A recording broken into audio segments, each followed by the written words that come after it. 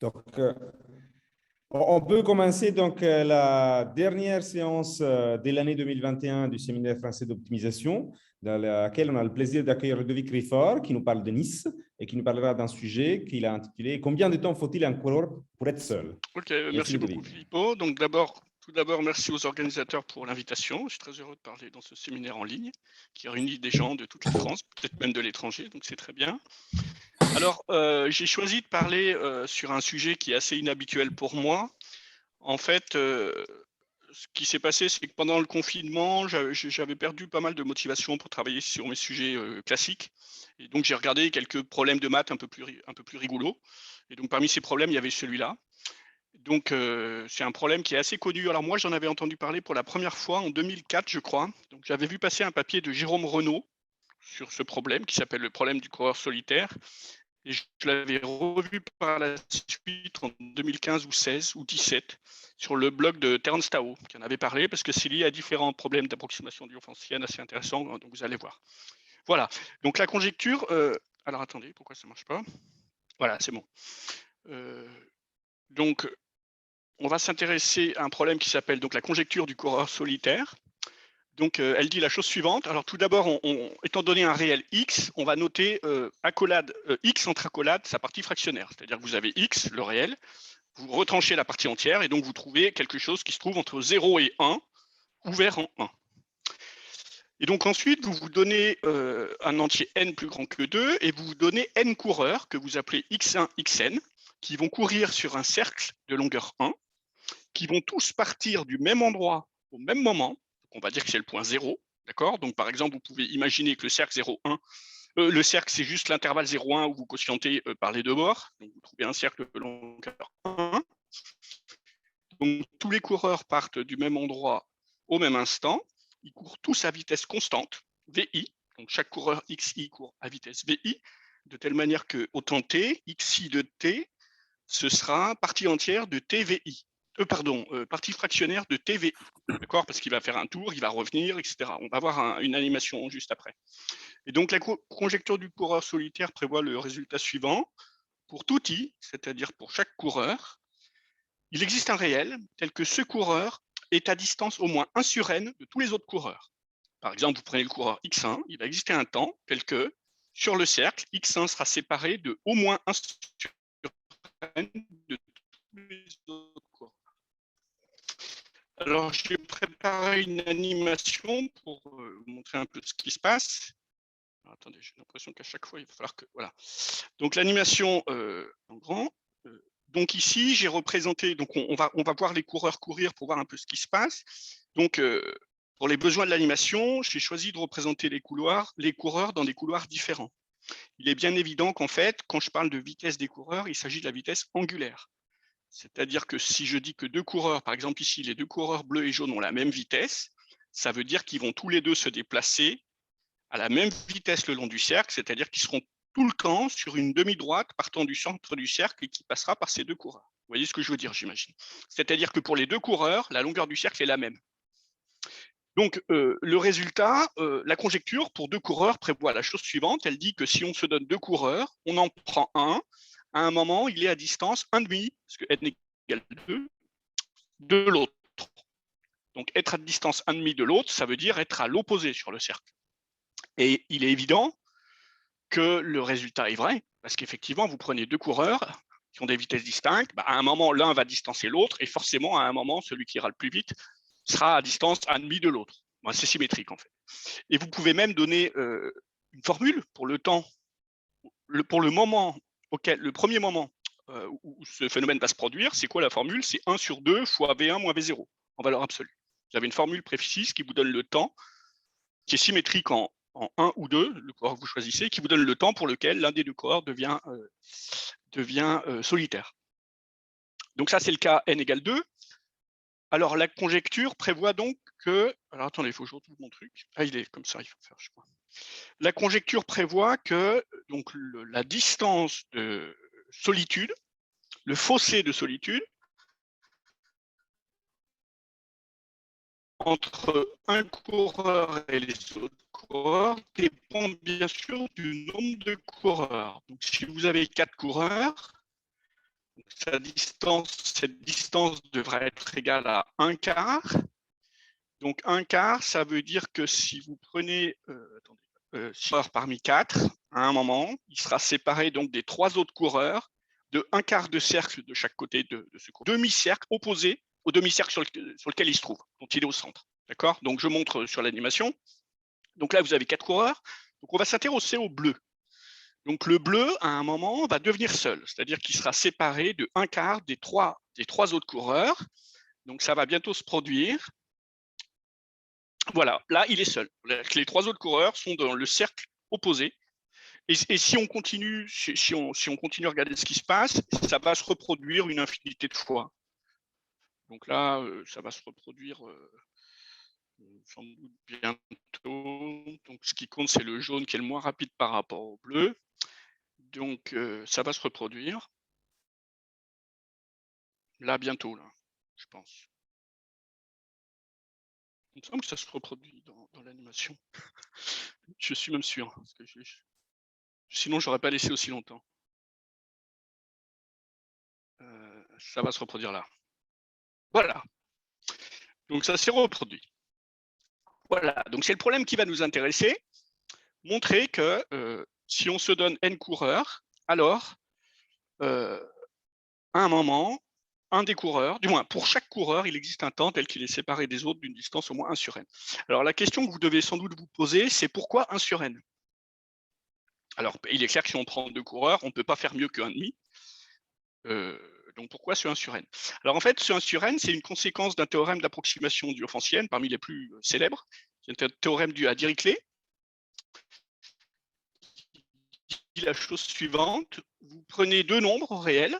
Alors en fait, ce qui est important, c'est que le alpha soit réel, parce que le q, on va souvent se ramener à sa partie entière. Donc vous prenez un alpha réel et un q réel ou entier, que vous supposez strict plus grand que 1. Alors vous pouvez trouver 2 entiers p et q, tels que alpha q moins p en valeur absolue plus petit que 1 sur q, ou q, petit q, est compris entre 1 et q, et grand q, strictement en grand q. C'est-à-dire que si vous divisez par petit q, vous approchez le réel alpha par un rationnel et vous contrôlez la distance entre alpha et ce rationnel. C'est pour ça qu'on appelle ça un résultat d'approximation diophantinienne, parce que l'approximation diophantinienne, ça consiste à voir comment les réels s'approchent par des rationnels, ce genre de choses. Alors, ce théorème est très facile à démontrer. Alors, en fait, c'est le théorème dans lequel Dirichlet a introduit le principe des tiroirs, bien connu, Pigeonhole Principle en anglais. Donc, vous vous ramenez au cas où grand Q est entier, vous découpez votre intervalle 0,1 en Q, intervalle de longueur 1 sur Q, donc 0, 1 sur Q, 1 sur Q, 2 sur Q, etc. Et donc, par le principe des tiroirs, lorsque vous regardez les Q plus 1 point que j'ai mis ici, donc 0, 1, partie fractionnaire de alpha, partie fractionnaire de alpha, jusqu'à partie fractionnaire de Q moins 1 alpha, donc vous notez qu'il y a bien grand Q plus 1 point. Eh bien, nous avons grand Q plus 1 point, nous avons grand Q intervalle, donc il y a forcément 2 points qui vont se trouver dans le même intervalle. Vous travaillez un tout petit peu, vous écrivez en fait ce que ça signifie, et vous avez le résultat. D'accord? Donc ça, c'est le théorème d'approximation de Dirichlet. Maintenant, si on revient à nos coureurs, voyons en quoi le 1 sur n des coureurs est relié à ce théorème. Donc, considérez n coureurs ayant pour vitesse donc V1, donc les coureurs sont x1, xn, vous supposez que x1 il a pour vitesse V1 égale 0, donc il est statique, il ne bouge pas. x2 il a pour vitesse 1, x3 il a pour vitesse 2, etc. Et xn il a pour vitesse n-1. Maintenant, on va s'intéresser à ce qui se passe pour le coureur statique x1. Est-ce qu'il se retrouve seul ou pas par rapport aux autres coureurs au cours du temps? Alors vous prenez un temps t, vous appliquez le théorème de Dirichlet. Donc le théorème de Dirichlet vous donne un petit q, un petit p entier, tel que q est compris entre 1 et n, strictement n, et tel que tq moins p est plus petit que 1 sur n. Donc ce q, comme il est compris entre 1 et n, vous pouvez le voir comme un des VI pour i plus grand que 2. Donc qu'est-ce que ça vous dit ça? Donc ça vous dit que TVI moins P en valeur absolue est plus petit que 1 sur n. P c'est un entier. TVI, c'est T fois la vitesse VI, l'une des vitesses VI. Donc ça vous dit en fait que la partie fractionnaire de TVI en valeur absolue est plus petite que 1 sur n. Comme x1 de t est égal à 0, ça vous dit que la distance entre x1 de t et le xi de t, elle est plus petite que 1 sur n. Donc ça dit quoi? Ça dit que si on avait voulu résoudre une conjecture du coureur solitaire qui dirait par exemple que x1 doit être à un moment à une distance, on va dire, je ne sais pas moi, θ sur n avec θ strict plus grand que 1, si à un moment le x1 doit être à une distance au moins θ sur n de tous les autres avec θ strict plus grand que 1, ça n'est pas possible. Parce que là, on vient de montrer que pour tout temps, il existe un i tel que xi de t moins x1 de t est plus petit ou égal à 1 sur n. Donc déjà, ça nous dit que la conjecture pour ce 1 sur n-là, il n'y a pas d'obstruction à ce que ça arrive, a priori. Après, on voit quand même que c'est un cas limite, le 1 sur n, là, parce qu'on nous dit que tvi moins p est plus petit que 1 sur n pour tout le temps, mais on se dit que c'est sans doute strictement plus petit. En fait, ça n'est pas le cas. Vous pouvez trouver un temps, donc le temps il est facile à trouver, c'est 1 sur n, tel que pour ce temps-là, x1 de 1 sur n, il est à distance au moins 1 sur n par rapport à tous les autres. Donc cet exemple, il vous dit quoi? Il vous dit que 1 sur n de la conjecture, il ne pourrait pas être plus grand, parce que ces vitesses-là ne permettent pas d'avoir un gap, un fossé de solitude plus grand, il vous dit ça. Et il vous dit aussi que dans le cas de ces vitesses-là, la conjecture est vérifiée. Donc en fait, la conjecture prévoit que cette configuration de vitesse est la pire qu'on puisse imaginer. Donc c'est une configuration telle qu'on n'a jamais mieux que 1 sur n, comme gap entre le x1 et les autres. Et on considère que c'est sans doute le pire qu'on puisse imaginer. Et donc, on s'attend à ce que pour toutes les autres configurations de vitesse, on ait cette propriété d'avoir une distance au moins 1 sur n entre l'un des coureurs et les autres. Voilà. Alors, vous vous posez sans doute une autre question qui est de se dire, on doit sans doute pouvoir supposer qu'un des coureurs est statique, pour simplifier le problème. Alors, c'est tout à fait vrai.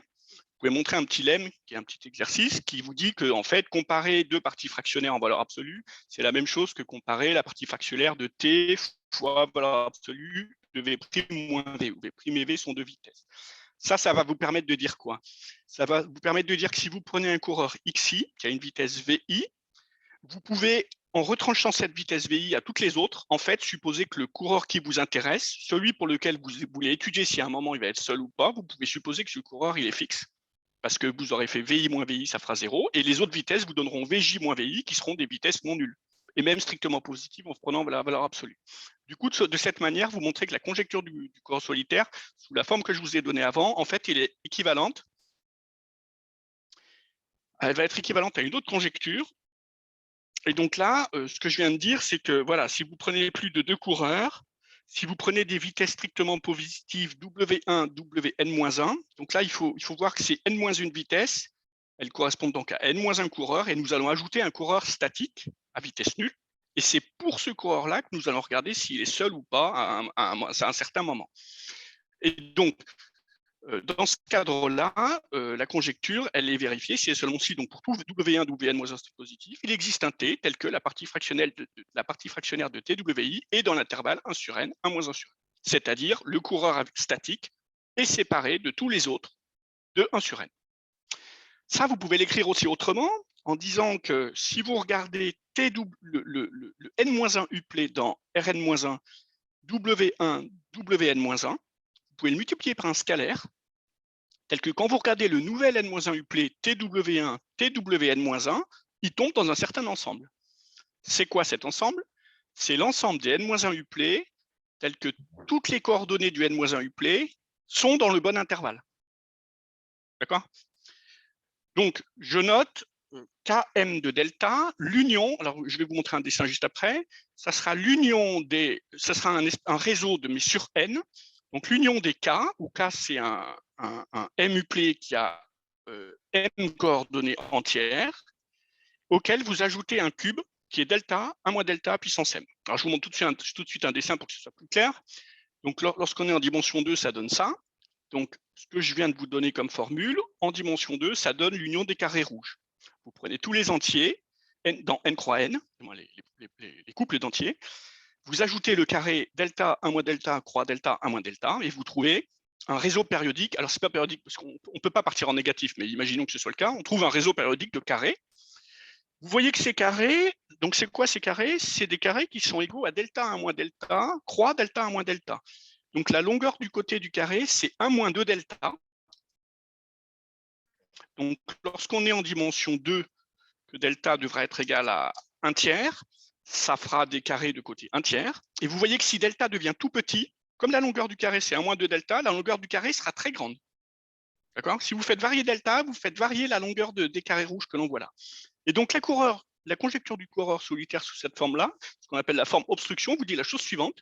Pour tout entier m plus grand que 1, donc là, on est dans le cas m égale 2, pour tout nombre réel W1, Wm strict positif, il existe un temps tel que t fois le m uplet W1, Wm est dans l'union des carrés rouges. D'accord? Bon, en d'autres termes, vous êtes à l'origine, vous émettez un rayon lumineux en ligne droite, à un moment, dans une direction à vitesse stricte, à coordonnées strictes positives, suivant un vecteur dont les coordonnées sont strictes positives, à un moment, votre rayon lumineux va croiser va toucher un des carrés bleus, un des carrés rouges, pardon. Voilà, vous pouvez le voir comme une forêt. Vous avez une forêt d'arbres à section carrée. À un moment, votre rayon lumineux, il doit taper un arbre. Voilà. Donc ça, c'est le dessin en dimension 2. En dimension 3, vous aurez des cubes, des cubes de dimension 3, dont la longueur du côté va varier avec la dimension. Rappelez-vous que la longueur du côté du carré, c'est 1 moins 2 delta. Et le delta est relié au 1 sur n de la conjecture du coureur solitaire. Comme ici, on a m, on travaille avec des m uplets et qu'on rajoute un coureur statique, en fait, le nombre de coureurs, ça n'est pas m, c'est m plus 1. C'est les m vitesses non nulles plus la vitesse nulle, ce qui fait m plus 1. C'est pour cette raison que dans la parenthèse pour le km qui désigne l'union des cubes, j'ai un 1 sur m plus 1 et pas un 1 sur m. D'accord? Ça, c'est très important. Donc voilà, ça, c'est ce qu'on appelle la forme obstruction. Alors, quelques commentaires. Tout d'abord, une chose qui est claire, c'est que le résultat est vrai si les vitesses sont prises linéairement indépendantes sur Q. Comme vous le savez, en dynamique, c'est ce qu'on appelle le cas non résonant. Vous vous placez sur le tore, donc S1 croix S1 croix S1 M fois. Vous partez d'un point, vous prenez une rotation d'angle justement, dont les angles sont tous linéairement indépendants sur Q. L'orbite que vous allez trouver partant de ce point, elle va être dense dans le tore. Comme elle va être dense dans le tore, ça veut dire quoi? Ça veut dire que si vous fixez un point, n'importe où sur le tore, vous allez passer aussi proche que vous voulez de ce tore. Vous prenez le centre des carrés rouges, d'un des carrés rouges que j'ai montré, qui seront en fait tous les mêmes, et bien vous allez vous rapprocher aussi proche que vous voulez de ce centre, donc forcément à un moment vous serez dans le carré. D'accord? Donc il est clair que si les vitesses sont linéairement indépendantes sur Q ou sur Z, c'est vrai, ça marche. Donc en fait, le cas difficile, c'est le cas où justement elles ne sont pas linéairement indépendantes sur Q. En fait, vous pouvez montrer que il suffit pour montrer la conjecture de vérifier qu'elle est vraie dans le cas de vitesse rationnelle, c'est-à-dire dans le cas de mouvement périodique en fait. Parce que si vous prenez des vitesses périodiques, des vitesses rationnelles, que vous travaillez sur le tore, à un moment vous allez être périodique. Et donc c'est le cas en fait à démontrer. Bon, il est suffisant de montrer ce cas pour avoir la conjecture. Donc ça c'est une chose. Et puis maintenant on se dit que s'il est suffisant de montrer la conjecture pour des vitesses rationnelles, étant donné qu'on veut montrer que, étant donné des vitesses rationnelles en multipliant par un t, on vérifie quelque chose, on peut se dire qu'on peut multiplier par un t fois le ppcm de tous les dénominateurs des rationnels, et qu'en fait, il est suffisant de montrer la conjecture pour des vitesses qui sont entières. Si vous avez la conjecture pour des vitesses entières, vous partez de vitesses rationnelles, vous multipliez par le ppcm des dénominateurs de tous les rationnels que vous avez dans vos coordonnées, vous résolvez le cas à vitesse entière, et puis ensuite, vous prenez le bon temps et vous avez le résultat. Donc en fait, on peut voir ça comme un problème d'arithmétique. On peut se ramener à des vitesses uniquement entières. Alors, quels sont les résultats connus sur cette conjecture? Alors, comme je vous l'ai dit tout à l'heure, la conjecture sous cette forme, donc appelée conjecture du coureur solitaire, est apparue en 98 dans le papier de Bienia, Godin, Wojciak, je ne sais pas comment ça se prononce, Szebo et Tarsi. C'est une conjecture qui était apparue déjà dans d'autres domaines, donc en approximation différentielle, théorie de l'obstruction, mais qui n'avait pas encore pris ce nom. Alors en fait, le résultat de l'approximation différentielle en 67, ensuite il a été amélioré donc en théorie de l'obstruction par Bethke-Wills, donc là c'était plutôt en approximation différentielle, puis par Kuzik, ensuite Kuzik-Pomerance ont démontré le résultat pour 5 coureurs par une preuve assistée par ordinateur qui a par la suite été simplifiée par les personnes dont j'ai déjà parlé. Ensuite, le cas 6 coureurs a fait l'objet d'un assez long papier par Baumann, Holzmann, Kleitman en 2001. La preuve était assez longue, pas difficile, mais longue. Jérôme Renaud a considérablement simplifié la preuve. En fait, il a apporté une nouvelle preuve des cas de 3 à 6 coureurs en 2004. Et puis ensuite, la conjecture a été résolue pour 7 coureurs dans un papier assez difficile en 2008 par 2 Espagnols, Barajas et Serra. Voilà. Et donc, à l'heure actuelle, la conjecture est complètement ouverte pour plus de 7 coureurs strictement. C'est absolument pas ce qu'il en est. Et je ne sais pas non plus, je vais pas vous parler de ça. Alors, on ne sait pas résoudre la conjecture, mais comme souvent pour ce genre de problème, lorsqu'on ne sait pas résoudre une conjecture, on cherche à ajouter des hypothèses pour lesquelles on arrive à dire des choses. Donc, il y a des résultats avec des hypothèses supplémentaires sur les vitesses. En fait, quand on réfléchit un peu à la conjecture, on voit que la difficulté, il y a une vraie difficulté quand les coureurs peuvent avoir des vitesses qui sont très proches. Donc, en fait, il y a des résultats, par exemple celui de Dubicas de 2011, qui porte sur des coureurs pour lesquels vous supposez que les vitesses ne sont pas trop proches l'une de l'autre. Par exemple, lui, il montre un truc du genre, vous prenez une vitesse V1, vous supposez que V2, elle est plus grande qu'une constante fois V1, où C, c'est une constante stricte plus grande que 1, vous supposez que V3 est plus grande que V2 fois la même constante, etc. Et là, il arrive à montrer la conjecture.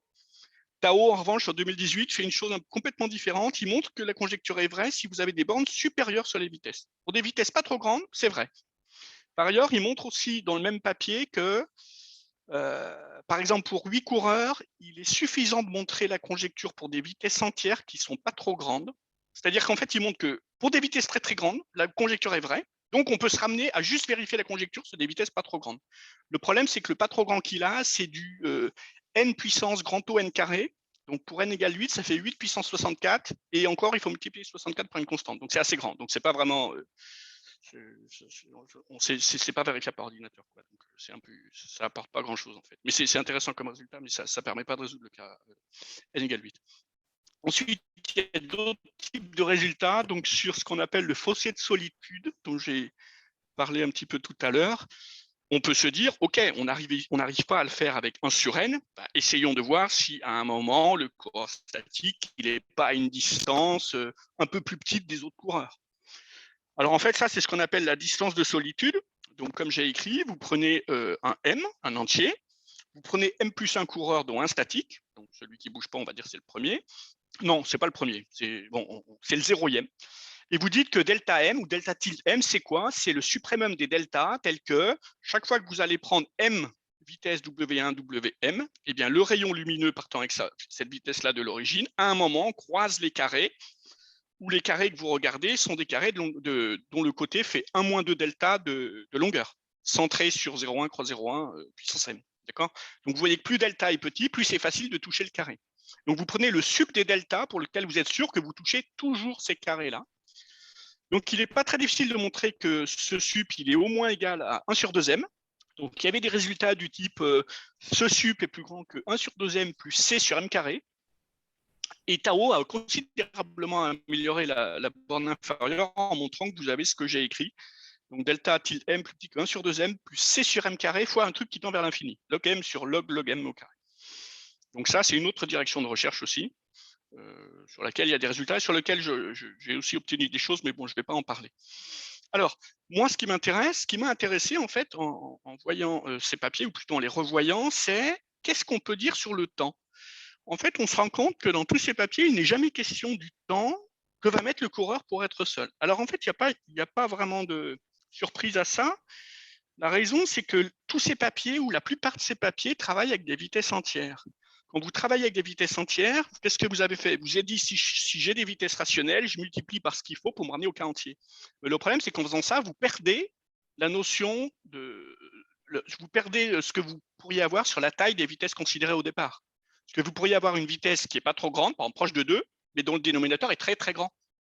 Si le numérateur est lui-même très très grand. Donc en multipliant par le dénominateur, vous perdez en fait ce que vous pourriez avoir sur la taille des vitesses. Donc il est impossible par les preuves que vous allez faire d'attraper quelque chose sur le temps en fonction de la taille des vitesses. Donc moi, c'est le problème qui m'a intéressé.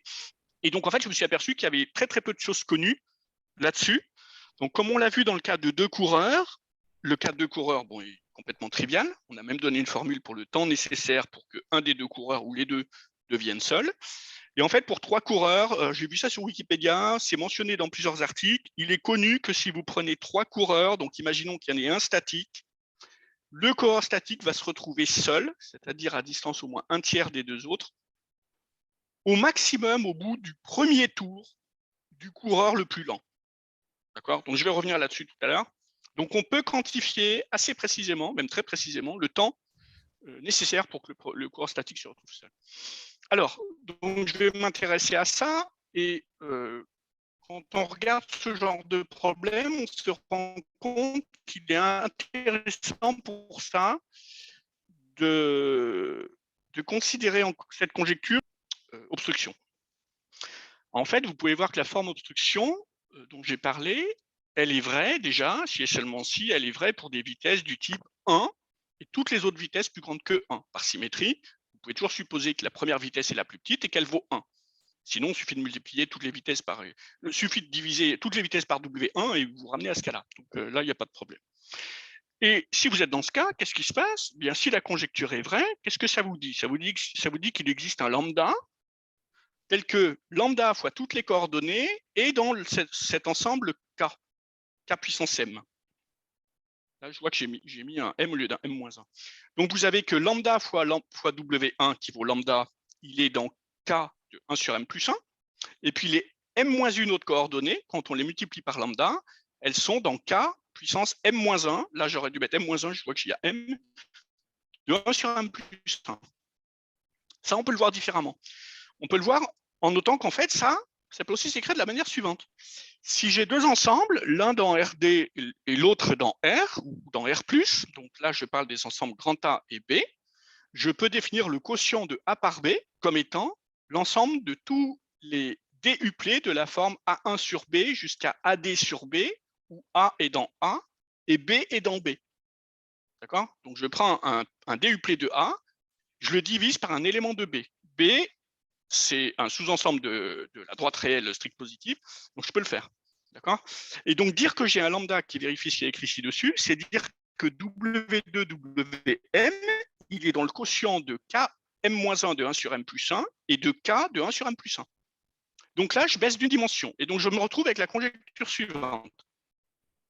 Donc, c'est ce qu'on pourrait appeler la conjecture du corps solitaire sous forme recouvrement.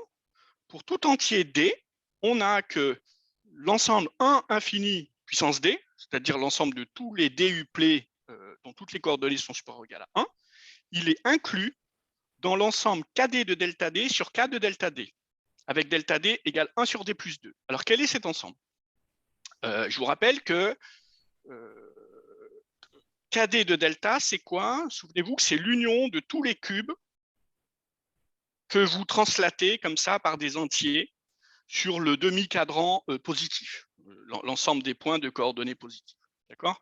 Donc, vous prenez ces ensembles-là et vous les divisez par les K de delta D. K de delta D, c'est quoi? C'est la chose dont je viens de parler en dimension 1. Donc, c'est une union d'intervalles qui vont être intervalle delta 1 moins delta, union intervalle 1 plus delta, 2 moins delta, union 2 plus delta, 3 moins delta, etc.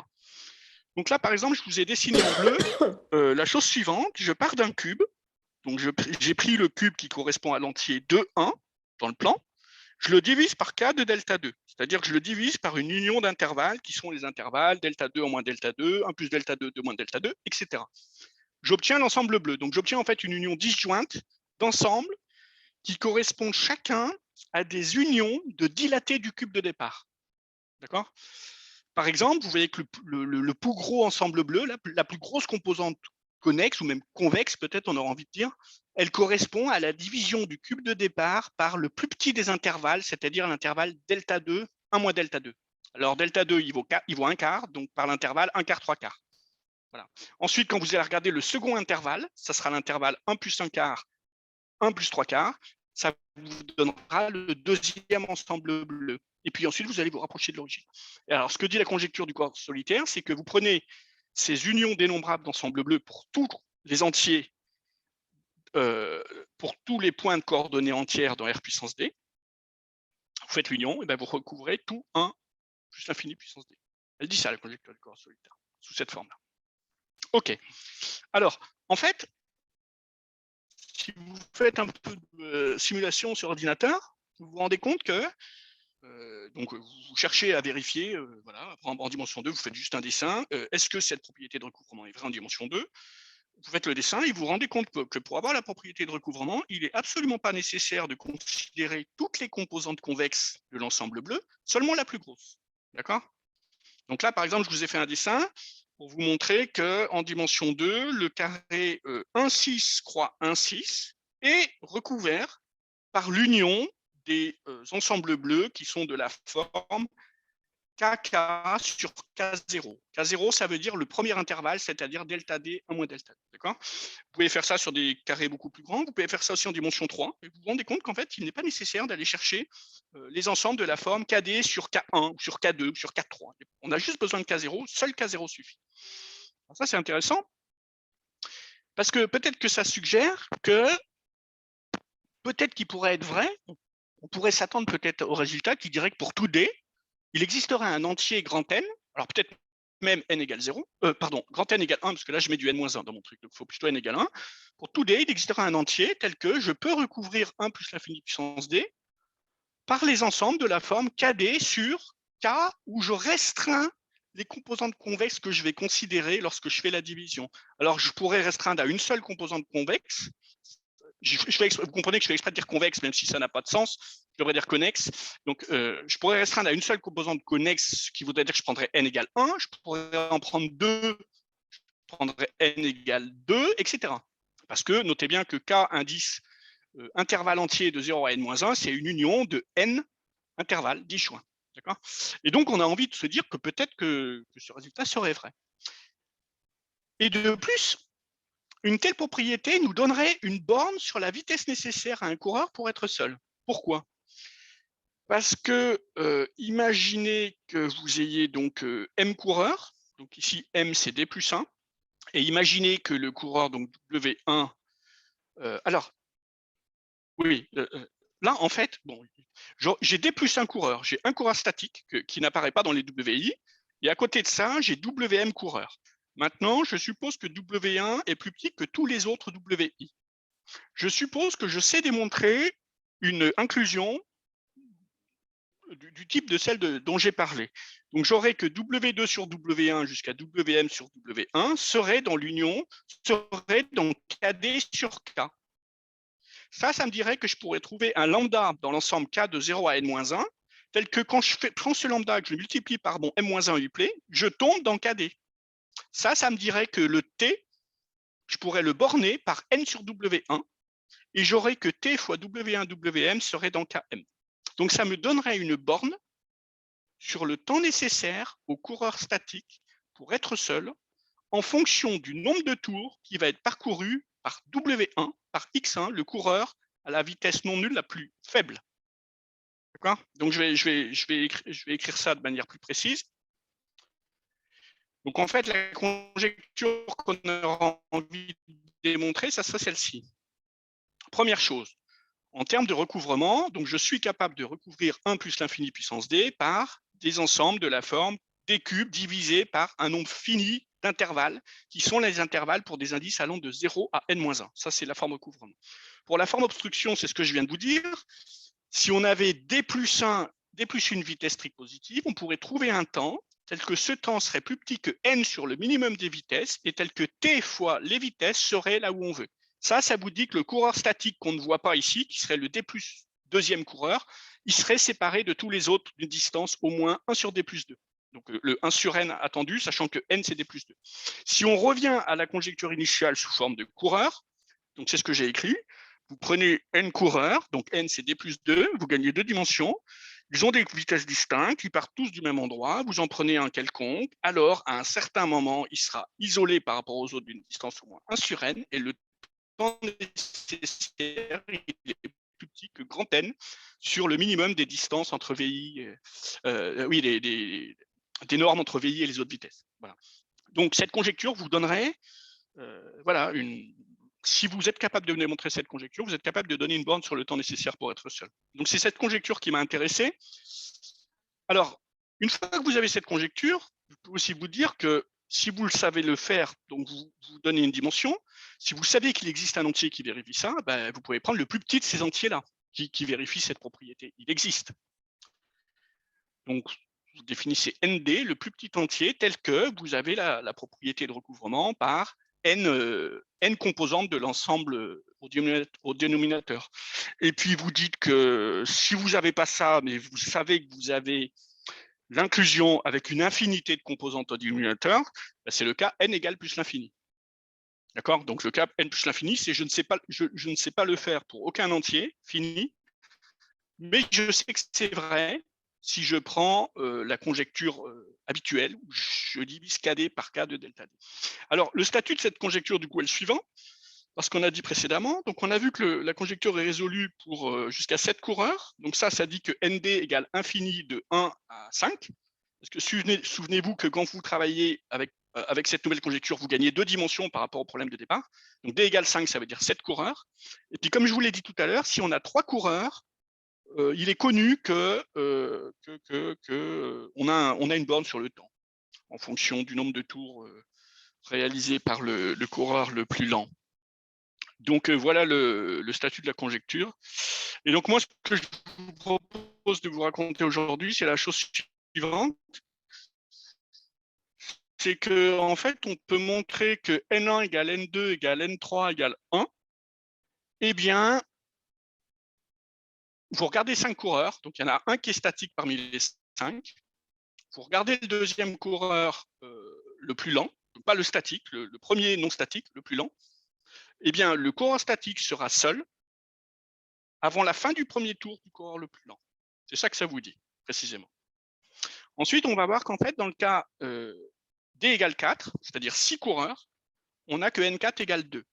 C'est-à-dire qu'il n'est pas vrai, il n'est pas toujours vrai que le coureur statique va se retrouver seul pendant le premier tour du coureur le plus lent, mais ça arrivera forcément au plus tard, à la fin du deuxième tour. Alors, je précise que le théorème 1 se fait à la main et le théorème 2 nécessite une preuve assistée par ordinateur. Donc, je vais vous raconter tout ça. Alors, une petite animation. Alors, en fait, comme je vous disais, le théorème 2 vous dit donc que N4 égale 2, et donc ça veut dire que N4 égale 1 n'est pas vrai, donc il dit vraiment deux choses. Donc ça dit que si on revient au problème de départ où on prend 6 coureurs, je dois pouvoir vous donner une configuration de vitesse pour 6 coureurs, telle que le coureur statique n'est pas seul pendant le premier tour du coureur le plus lent, mais qu'il est seul pendant le deuxième tour. Alors vous pouvez prendre comme vitesse celle-ci. Donc vous prenez des vitesses, alors qui sortent quand on fait des simulations sur ordinateur. Donc vous prenez le coureur, un coureur statique, donc il y a une vitesse nulle. Vous prenez le coureur le plus lent avec une vitesse de 10 285. Donc ensuite, vous pouvez lire quelles sont les autres vitesses. Et pour cet exemple, par exemple, vous pouvez vérifier que ça marche. Alors j'ai fait une animation. Donc là, il faut s'intéresser donc au coureur bleu qui va être statique. Et il faut s'intéresser au coureur jaune qui va être le plus lent. Et donc, nous allons voir que pendant le premier tour du coureur jaune, le coureur bleu n'est jamais seul. Alors ici, nous avons 6 coureurs. Donc, être seul, ça veut dire être à distance au moins 1/6 de tous les autres coureurs. D'accord ? J'aurais peut-être dû dessiner l'arc de longueur 1/6 de chaque côté du bleu. Je ne l'ai pas fait. Vous le verrez apparaître quand il sera seul. Donc, voilà, le bleu va se retrouver seul. Vous verrez que ça arrivera pendant le deuxième tour du jaune, mais pas pendant le premier. Alors, je lance l'animation. Donc, ils vont partir. Alors, les vitesses sont très grandes, mais j'ai divisé les vitesses par 10 000 pour qu'on voit quelque chose. Voilà, donc le jaune est parti. Donc, vous voyez que le bleu n'est pas seul. En fait, s'il était seul, ça s'afficherait. Donc, il y a toujours quelqu'un vers le bleu. Le jaune est loin, mais il y a toujours quelqu'un vers le bleu, ce qui fait qu'il n'est pas seul par rapport à tous les coureurs. Alors là, le jaune va entamer son deuxième tour. Voilà, donc là, on va bientôt avoir un coureur. Voilà, donc là, il est seul. Voilà, on est à peu près à, oui, un tour plus un quart de tour du jaune. Et le bleu se retrouve seul. Et puis, ça va se reproduire, alors je crois, vers la fin. Mais vous voyez bien que ça n'arrive pas pendant le premier tour. Il faut très bien vérifier que ça n'arrive pas pendant le premier tour. Là, ça se reproduit. Et puis, ça va se reproduire. Et donc, vous voyez que ceci est lié à un problème de recouvrement.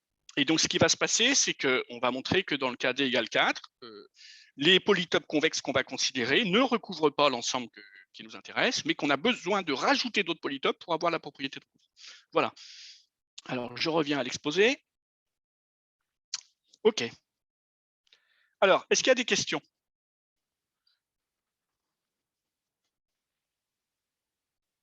Je regarde l'heure. Ah oui, il est quand même. Pas de questions? On n'est pas nombreux, donc n'hésitez pas à prendre la parole. Oui, si vous voulez poser une question, il n'y a pas de problème. Donc, je continue. Alors, donc maintenant, donc, je vais essayer de vous parler de la démonstration. Alors, la démonstration donc, se fait en 2 étapes. Alors, déjà, la démonstration pour les cas D égale 1, D égale 2 n'est pas, du moins, c'est pas qu'elle n'est pas intéressante, mais il n'y a pas de difficulté particulière, donc il n'y a pas grand-chose à expliquer. Donc, je vais me concentrer sur les cas d égale 3, peut se faire entièrement à la main, même si c'est un peu fastidieux, mais ça se fait. Hein. Ce n'est pas beaucoup de pages de calcul, ça se fait assez bien. En revanche, le cas d égale 4 pose de vrais problèmes, et donc j'ai absolument pas réussi à me passer d'ordinateur pour faire la preuve du cas d égale 4. Alors, dans les deux cas, la preuve se divise en deux parties. La première partie consiste à montrer que l'inclusion qu'on souhaite démontrer, donc je rappelle ici, on souhaite montrer donc que tout point de 1 plus l'infini puissance d est dans l'union et dans ce quotient d'un ensemble par une union d'intervalles disjoints de la droite réelle.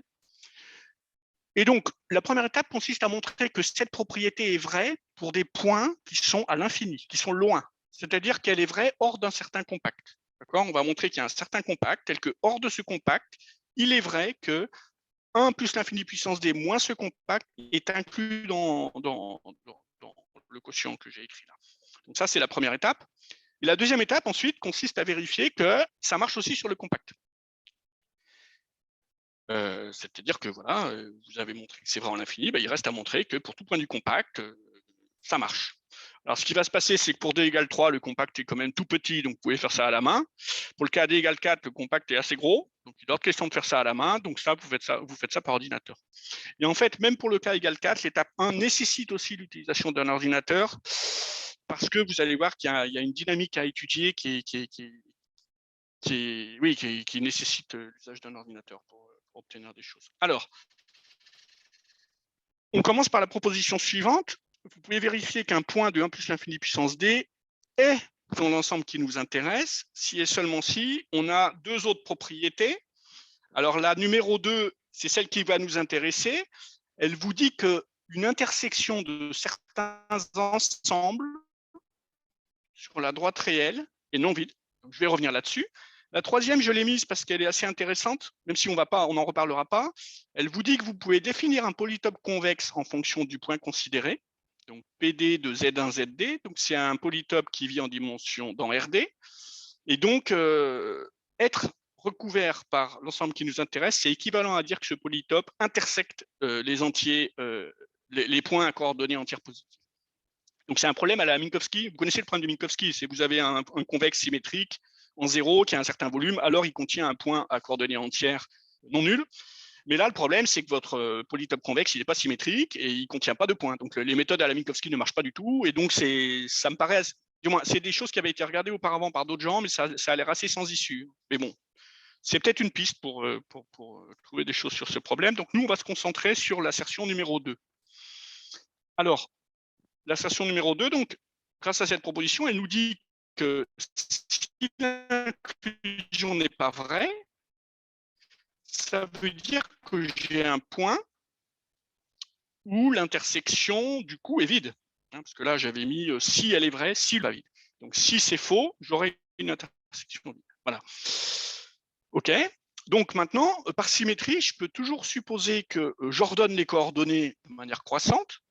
Et puis, de plus, comme l'ensemble que je regarde, en fait, c'est une union localement finie de polytopes convexes. Si son complémentaire n'est pas vide, il a un intérieur pas vide. Donc, je peux toujours supposer que mes points, en fait, ils vérifient un strict plus petit que Z1, strict plus petit que Z2, etc. Donc là, j'utilise le fait que la famille que je regarde, elle est vraiment localement finie. OK. Maintenant, au lieu de m'intéresser aux ensembles K, que j'appelle des quailles, en passant, quailles, on va s'intéresser à leurs complémentaires, qu'on appelle des bridges. Donc, ça fait référence au pont de la rivière Kwai.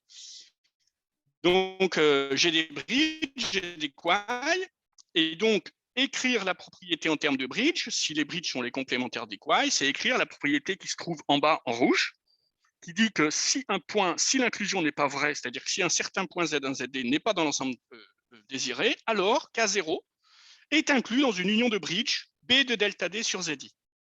Donc, je vais vous expliquer ce que ça signifie. Donc, je fais sauter le delta D, qui correspond à la taille des cubes.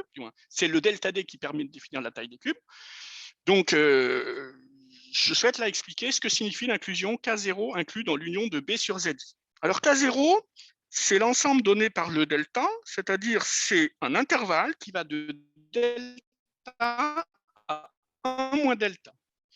quand on est avec D égale 3, ah oui, j'aurais dû mettre, par exemple, c'est 1 cinquième, 4 cinquièmes. Si je suis avec D égale 4, 1 sixième, 5 sixièmes. Plus D va être grand, plus l'intervalle va être proche de 0,1. D'accord?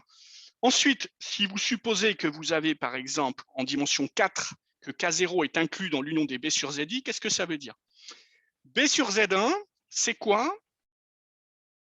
C'est un ensemble qui est l'union des intervalles ouverts K moins delta D, K plus delta D. D'accord? Donc, vous prenez les entiers sur la droite réelle, vous mettez autour de chacun de ces entiers un intervalle de rayon delta, delta D, ça vous donne une union périodique d'intervalles centrés sur les entiers. Ça, c'est B de delta D. Quand vous allez prendre un ZI, vous divisez cet ensemble par Z. Comme Z est plus grand que 1, votre ensemble, ça va le contracter. Plus Z va être grand, plus chacun de ces intervalles vont tous être proches. D'accord? Donc là, vous voyez que le B sur Z1, c'est l'union des ellipses grises. B sur Z2, comme j'ai supposé que Z2 est plus grand que Z1, c'est l'union des ellipses rouges. Vous voyez qu'à chaque fois, vous avez une union périodique d'intervalles dont la longueur d'onde dépend de ZI. Plus le ZI est grand, plus les intervalles sont rapprochés. Donc, vous voyez qu'en bleu, vous avez B sur Z3, en marron, vous avez B sur Z4. Et donc, si vous supposez que l'inclusion n'est pas vraie, ça vous vend un D uplé, donc là j'ai pris D égale 4, Z1, Z2, Z3, Z4, tel que quand vous allez regarder l'union des B sur ZI, ça vous recouvre tout l'intervalle 1 sixième, 5 sixièmes pour D égale 4 en fait. Quand j'ai mis 1 cinquième, 4 cinquièmes, c'était pour D égale 3. D'accord? Donc il faut voir que voilà, si mon inclusion n'est pas vraie, quand je fais l'union des rouges, des bleus, des marrons et des gris, ça me recouvre tout l'intervalle. Voilà. Alors, qu'est-ce qui se passe pour D égale 3? Pour D égale 3, vous pouvez montrer la chose suivante. Ce qui va nous intéresser ici, c'est ce qu'on appelle des 1 quailles, c'est-à-dire que vous prenez deux intervalles associés à B sur Z1, d'accord? Donc par exemple BK1 sur Z1 et le suivant BK1 plus 1 sur Z1. Donc ça, c'est deux intervalles de longueur 2 delta sur Z1. Et vous prenez ce qu'il y a au milieu. Donc c'est le quaille, d'accord? C'est un gap, si vous voulez, un trou. Vous avez deux ponts et au milieu, vous avez de l'eau. Voilà. Donc, vous supposez que Z1 est grand. Si Z1 est grand, vous aurez beaucoup de quailles comme ça, qui seront dans K0. Et donc, vous pouvez vous demander comment les quailles vont être remplis par des bridges rouges et des bridges bleus. Comme vous savez que l'union de tous les bridges doit recouvrir tout K0, forcément, dans les quailles, qui correspondent à des points où il n'y a pas de bridge pour 1, il doit y avoir des points soit rouges, soit bleus. Et en fait, vous pouvez montrer que deux quailles consécutifs sont forcément remplis de la même manière par des bridges rouges et bleus. C'est-à-dire que si vous avez un bridge rouge, union un bridge bleu qui permet de recouvrir le premier quaille, dans cet ordre-là, forcément, si le deuxième quaille est recouvert, il doit être recouvert par des bridges du même type. Ça ne peut pas être dans l'autre sens. Vous ne pouvez pas passer de 2-3 à 3-2. Si vous avez 2-3 sur le premier quaille, vous avez forcément 2-3 sur le deuxième. Idem pour si vous avez 3-2, vous aurez forcément 3-2 sur le deuxième. Idem si vous avez 3-2-3 au départ, vous aurez forcément 3-2-3 au quaille suivant. D'accord? Donc de cette manière, qu'est-ce que vous montrez? Vous montrez que la manière de recouvrir un Z1 quaille, elle est invariante si vous avez plusieurs Z1 quaille successifs. D'accord? OK. Donc ça, c'est pas dur à démontrer à la main.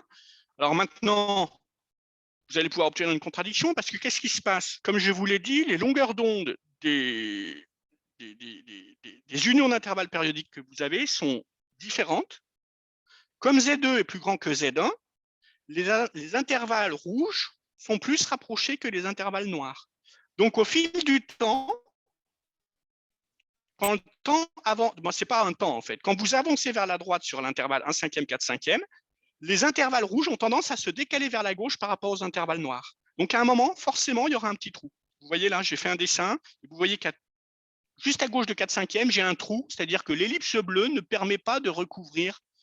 Il y a un petit trou entre l'ellipse bleue et l'intervalle noir qui contient 4 cinquièmes. C'est-à-dire que là, le point qui est dans ce petit trou, il n'est pas dans l'union des intervalles noirs, de l'ellipse bleue et de l'ellipse rouge. Il y a un trou. Donc là, j'ai un problème. Donc en utilisant ce genre d'argument de décalage quand x augmente dans l'intervalle 1 cinquième, 4 cinquième, vous parvenez à montrer que si Z1 est assez grand, vous avez beaucoup de quailles consécutifs, et cette propriété de décalage vous permet d'obtenir une contradiction. D'accord? Donc, c'est comme ça qu'on démontre le résultat à l'infini. Alors, vous pouvez me dire, on peut avoir Z1 petit et pourtant Z2 et Z3 grands. Non, en fait, vous ne pouvez pas, parce que si Z1 est petit et que Z2 et Z3 sont grands, ça veut dire que Z2 et Z3 ne vont pas pouvoir boucher des trous qui seront trop grands. Donc, en fait, vous pouvez facilement en déduire que vous avez la propriété de recouvrement hors d'un certain compact. Donc là, on a une dimension 3. De cette manière, vous montrez que vous avez la propriété voulue pour Z1 plus grand que 7,5. Vous vérifiez à la main que pour Z1 plus petit que 7,5, ça marche encore. Ça ne fait pas beaucoup de cas à considérer, parce que 7,5, ce n'est pas beaucoup. Donc, vous pouvez, du coup, de cette manière, montrer à la main le théorème pour D égale 3. Alors, la situation pour D égale 4 est beaucoup plus complexe. Vous allez montrer pour D égale 4, moi, c'est ce que je montre, qu'en fait, vous avez un compact hors duquel vous savez que vous avez l'inclusion. Alors, le compact, il est là. Donc, c'est l'ensemble des points P qui sont dans S4. Alors, S4, c'est les 4 uplets de la forme qui vérifie 1 plus petit que Z1, plus petit que Z2, plus petit que Z3, plus petit que Z4, que vous ordonnez dans cet ordre-là. Et donc, vous prenez les 4 uplets qui ne sont pas donc, dans le compact P des points qui vérifient 5Z1 plus petit que 47, 2Z2 plus petit que 5Z1, etc. Et vous montrez, de la même manière que précédemment, que si vous n'êtes pas dans P, vous allez trouver une contradiction en prenant des points. Vous allez montrer que vous avez suffisamment de quailles pour que la dynamique de ce qui se passe à chaque saut de quailles vous permette de trouver une contradiction. Alors, le problème que vous avez, c'est que quand on était dans le cas D égale 3, le dessin était très clair, quoi. On n'avait pas beaucoup de manières de remplir un Z1 quaille, on en avait 3. Et puis on voyait qu'on avait une invariance. Si on commençait par un certain type de remplissage, on gardait toujours le même type de remplissage. Donc c'était facile de voir ce qui se passait au fil du temps quand on passait de quaille en quaille. La situation pour D égale 4 est beaucoup plus délicate. Parce que déjà, le nombre de manières possibles de remplir un Z1 quaille avec des bridges qui sont associés, donc c'est la liste que je vous ai mise ici. Donc il faut considérer que là au bout, vous avez des 1, ça veut dire que vous allez de un bridge à un bridge et qu'au milieu, vous remplissez par des bridges qui sont associés à Z2, Z3, Z4. Et donc, quand vous passez de gauche à droite, ici, dans chacun de ces nombres entre crochets, ça veut dire, je commence par 1. Par exemple, pour le premier, ça veut dire, je suis sur un Z1 bridge, ensuite je fais un Z2 bridge, ensuite je fais un Z3 bridge, ensuite un Z4 bridge, et je retombe sur le prochain Z1 bridge. Ça veut dire ça. Et puis aussi, ça veut dire que si j'enlève un des chiffres, si je saute un des bridges, ça ne recouvre plus. C'est-à-dire que les recouvrements considérés sont minimaux, dans un certain sens. D'accord ? Donc, vous avez tout ça. En fait, vous en avez beaucoup plus, parce qu'il faut considérer aussi la manière dont vous allez sauter d'un bridge à un autre. Je m'explique. Par exemple, si je prends le troisième, c'est 1, 2, 4, 3, 4, 1. Il y a 2 fois 4. 4 apparaît 2 fois. Ça veut dire qu'à un moment, je dois utiliser un certain bridge associé à Z4, donc un ensemble de la forme BK sur Z4. Ensuite, je passe à un 3 bridge et je retombe sur un Z4 bridge, qui ne peut pas être le même du coup. Mais ce nouveau Z4 bridge, peut-être que c'est celui d'avant plus 1, ou peut-être que c'est celui d'avant plus 2, celui d'avant plus 3, peut-être que je fais des sauts qui sont au-delà de 1 pour passer d'un bridge à un autre. Donc en fait, je dois tenir compte des paramètres associés aux différentes manières de recouvrir les 1 quailles. Donc là, j'avais 29 quailles. Quand on regarde avec les paramètres, j'en ai 44. Alors, ça se montre très facilement par ordinateur. En fait, qu'est-ce que c'est un recouvrement d'un 1 quaille par des bridges ? C'est juste un polytope, en fait. Je prends un exemple. Imaginons que je regarde les bridges de la forme 2, 4, 3, 4 qui permettent d'aller d'un 1 bridge à un bridge. Voilà. Donc, ça veut dire quoi ? Ça veut dire que j'ai un 1 quaille que je sais recouvrir par une union de un bridge associé à 2, plus 1 associé à 4, plus 1 associé à 3, plus 1 associé à 4. Avec A est le paramètre qui permet de sauter du premier Z4 bridge au deuxième. Ça, je peux le voir comme un ensemble d'inégalités à vérifier, parce que c'est juste dire que des bridges sont agencés de telle manière qu'il y en a un qui est avant l'autre, etc. Donc, c'est juste des inégalités. Et donc, avoir l'existence d'un tel recouvrement, ça veut dire avoir un polytope dont l'intérieur dans R6 n'est pas vide. Et ça, c'est très facile à vérifier. Alors ça, je l'ai fait avec Sage. Donc, vous lui rentrez les coefficient entier des polytopes et ça vous sort la dimension du polytope. Donc, ça vous sort s'il est d'intervalle ou pas dans R6, c'est très facile. Alors là, j'ai montré la situation pour le polytope de 4, 3, 4. Vous pouvez le faire pour des polytopes très gros, ça marche très, très bien.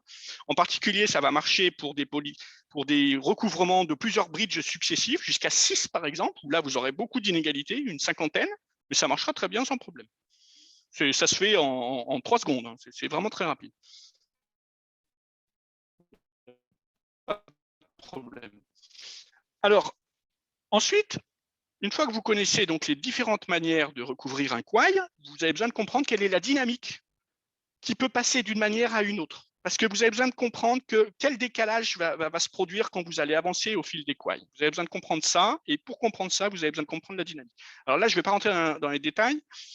Alors, vous avez besoin de calculer en fait les manières de remplir 2 quoys successifs, 3 quoys successifs, jusqu'à 6 quoys successifs, et vous faites sortir à un moment une dynamique, et vous voyez que vous avez un ensemble invariant, donc qui est le graphe qui est à droite. Donc, le graphe qui est à droite, il correspond à un graphe entre sommets, et les sommets correspondent à des manières de remplir 2 quoys successifs. D'accord ? Et donc, ce graphe-là et cette propriété d'invariance de ce graphe vous permet d'obtenir le résultat asymptotique pour d égale 4. D'accord? Donc, je ne rentre pas plus dans les détails, puisque là, j'aurai besoin de pas mal de temps. Mais c'est comme ça que vous démontrez ce résultat. Alors, en termes de calcul, ce n'est pas du tout coûteux informatiquement. C'est vraiment quelques secondes, ça se fait très vite. Il n'y a pas vraiment de problème. Et vous voyez que le faire à la main, c'est un peu délicat, parce que ça vous fait vérifier pas mal de polytopes. Bon, c'est délicat quand même. Mais bon, c'est pas là, je dirais, qu'on utilise le plus les ressources de l'ordinateur, c'est pour l'étape numéro 2. Alors, l'étape numéro 2, qu'est-ce que c'est? J'ai vérifié que ma propriété de recouvrement, elle est vraie hors d'un certain compact. Je dois maintenant vérifier qu'elle est vraie sur ce compact. Donc, le problème est le suivant. Imaginons que là, j'ai fait le dessin en dimension 2, vous êtes en dimension 2, vous avez vérifié, par exemple, qu'au-delà de points de coordonnées, vous voyez là, quand vous avez X et ou Y plus grand que 5, ici, là, dans R2, on suppose qu'on a réussi à montrer qu'on avait la propriété de recouvrement de notre ensemble par des ensembles bleus. Alors là, je n'ai pas fait les dessins, il y a encore des trous blancs, par exemple vers 13, là, le point de coordonnée 4, 13, il devrait être bleu, il est blanc. Et imaginez qu'on sait que c'est tout bleu hors d'un certain petit ensemble qui est situé dans le cube 1,4, 3, 1,4. 1, 4, 3, 1, 4. Voilà. Donc, comment faire? Donc, c'est une question que je me suis posée. Je ne suis pas spécialiste de ce genre de choses.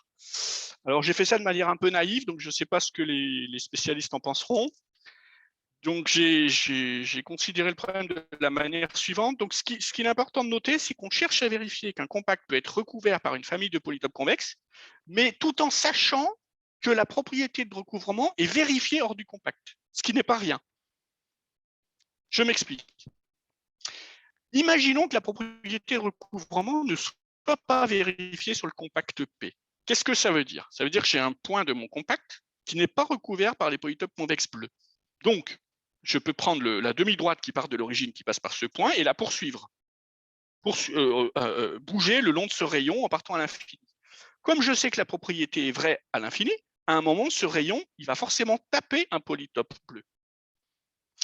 Ce point où je vais taper, que j'ai appelé ici TZ fois Z, donc j'étais parti d'un Z et j'ai fait évoluer un temps, il va être un point du type, il est sur un polytope, mais il est sur l'une des faces inférieures de ce polytope. J'ai un point qui est sur une face inférieure du polytope. Je sais que si je poursuis sur le rayon vers l'infini, je suis dans le polytope.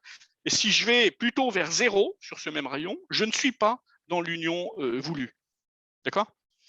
Alors maintenant, qu'est-ce que je peux faire? Je peux dire, considérons, donc là je suis en dimension 2, pour expliquer ce qui se passe, considérons la droite verte d'ordonnée l'ordonnée du point. Si je suis capable de démontrer que tout point de cette droite est forcément dans un polytope sans être dans la partie inférieure du polytope, j'ai gagné. D'accord? Si je montre que le point en question, là, qui est un point qui est sur une face inférieure du polytope, en fait, je peux le recouvrir par un autre polytope que celui-là, j'ai gagné. Ben, c'est ce qu'on fait. C'est-à-dire qu'en fait, vous pouvez noter, vous pouvez vérifier que si je prends la droite verte, donc, qui correspond à la face inférieure du polytope qui est horizontale, si je prends l'intersection de tous les polytopes avec cette droite, je trouve une nouvelle famille de polytopes, mais en dimension 1, 2 moins. Et je veux montrer que cette droite, elle est inclue dans une union de polytopes en dimension 1, 2 moins. Donc, je peux faire une récurrence. Je peux faire une récurrence et montrer qu'alors, je peux vérifier la propriété de recouvrement en considérant uniquement une famille finie de points construite à partir des faces inférieures des polytopes qui m'intéressent. Voilà. Alors, vous voyez que c'est un peu délicat parce qu'il faut considérer toutes les faces inférieures, parce que le rayon rouge là, qui a tapé mon polytope bleu, il aurait pu le taper aussi sur la face verticale à gauche. C'est pour ça que j'ai dessiné la droite verte verticale. Quand vous allez faire votre récurrence, que vous partez par exemple de la dimension 4, ce qui n'est pas énorme, vous pourrez vous dire que ce n'est pas énorme, il va se passer pas mal de choses. À l'arrivée, vous allez obtenir vraiment beaucoup de points. Alors, je pense que cette manière de présenter les choses est intéressante pour comprendre ce qui se passe géométriquement, mais d'un point de vue algorithmique, c'est pas vraiment intéressant. Il vaut mieux travailler en dimension 1 d'un point de vue algorithmique. Alors, je m'explique. Au lieu de travailler avec des polytopes convexes en dimension T, je vais travailler avec des intervalles en dimension 1. Donc, tout d'abord, je vais noter SD, l'ensemble des permutations. Donc, cet ensemble va être lié au fait que quand on tape un polytope, on peut le taper soit par une face horizontale, soit par une face verticale, ce genre de choses.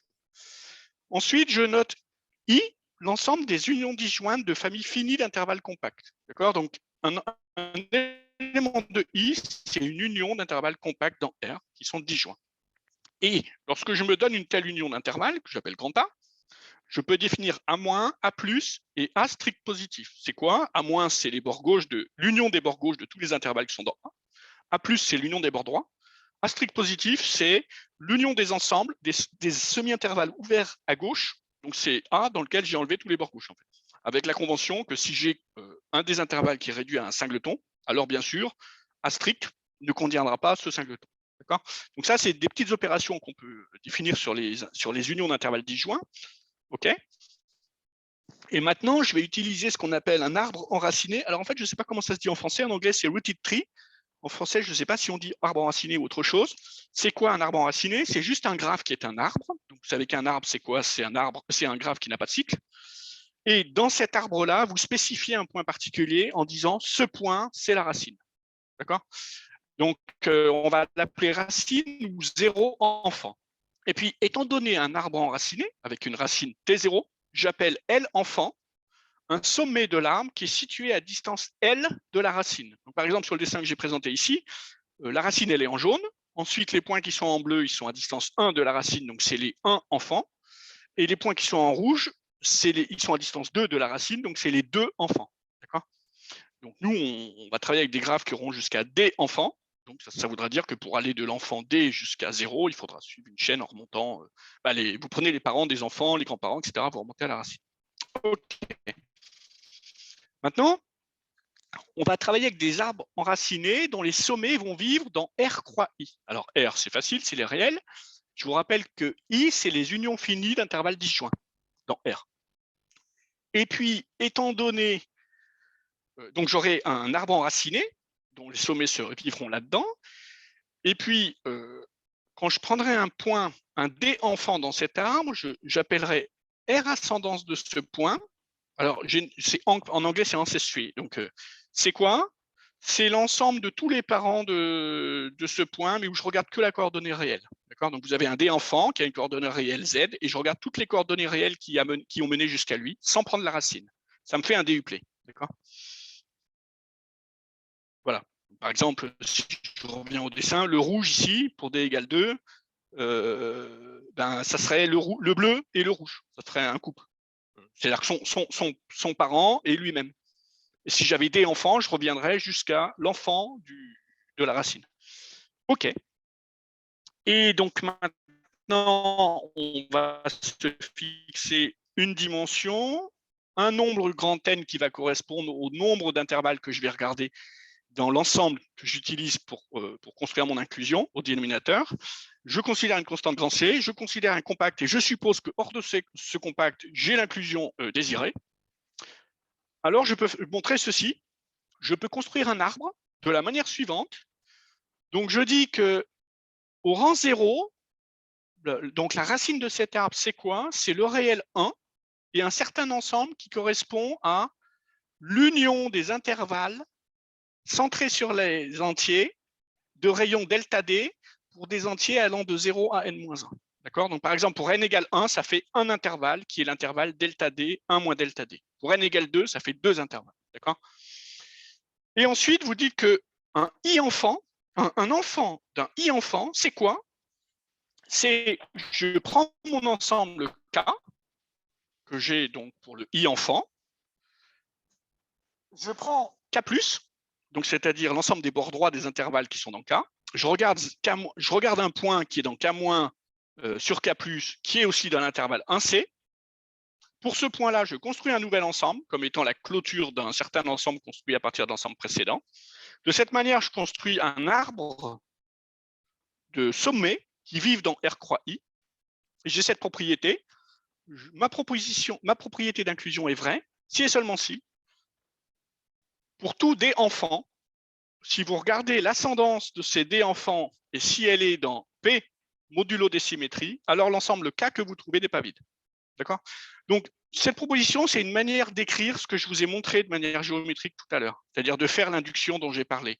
Vous prenez les faces inférieures, vous regardez toutes les polytopes qui vont intersecter l'hyperplan qui correspond à cette face, ça vous fait plein de nouveaux polytopes, vous continuez. En fait, c'est ça ce qu'elle dit, la proposition. Donc, la proposition, elle vous dit que vous partez d'une racine, vous calculez plein de points en nombre fini, vous obtenez tous les 1 enfants. Maintenant, pour chaque 1 enfant, vous allez calculer plein de points en nombre fini, etc. Donc, par exemple, pour d égale 4, vous allez faire ça jusqu'à des 4 enfants. Pour chaque 4 enfants que vous allez trouver, vous aurez un ensemble K qui lui sera associé, qui sera une union de certains intervalles. Il faut vérifier que cette union n'est pas vide. Donc, si vous vérifiez pour chacun de ces 4 enfants que l'union que vous obtenez n'est pas vide, ça veut dire que vous avez la propriété d'inclusion. Voilà. Alors, quand on fait ça pour l'ensemble grand P dont j'ai parlé tout à l'heure, que je rappelle ici, en fait, c'est un ensemble qui est assez gros, parce que vous voyez que Z1 est plus petit que 47 cinquièmes. Donc, OK, ce n'est pas énorme, mais en fait, quand vous regardez Z4, il va monter jusqu'à 3000 Z4. Il peut être très, très gros. Donc, en fait, le temps de calcul pour vérifier ça est assez gros, même très gros. Donc, j'ai fait un programme en C++ pour faire ça. Sur la machine que j'utilise pour faire l'exposé, j'ai mis 9 heures en boostant le programme. Il faut accélérer des parties pour éviter de faire certains calculs. Ça nécessite le calcul de dizaines de millions de points. Et à l'arrivée, vous obtenez qu'en fait, vous avez la propriété de recouvrement désirée. C'est de cette manière qu'on trouve les vitesses que je vous ai montrées tout à l'heure, donc la configuration de vitesse pour laquelle on n'avait pas le résultat pendant le premier tour, mais pendant le deuxième. C'est comme ça que ça sort, en fait. Et donc, voilà. Donc, en fait, tout ça pour dire qu'on a un résultat pour D égale 4. Alors, je l'ai vérifié moi-même. J'ai fait 2 codes différents, mais bon, ça serait bien qu'un jour, quelqu'un d'autre le code d'une manière différente. Alors, je ne sais pas quelles seraient les techniques en optimisation convexe pour vérifier des propriétés de recouvrement par des familles de polytopes. J'ai trouvé des trucs sur Internet. J'ai contacté des gens, mais j'ai eu assez peu de réponses. Et donc, je ne sais pas trop ce qu'il en est, en fait. Donc, je suis ouvert à toute suggestion pour aller plus loin. Et donc, je vais m'arrêter là et je vous remercie de votre attention. Merci beaucoup, Ludovic. Merci beaucoup. C'est vrai que ça change un peu par rapport à des séminaires habituels, mais il y a des liens clairs avec tout ce qui est polytope convexe. Alors, on est un peu en retard, donc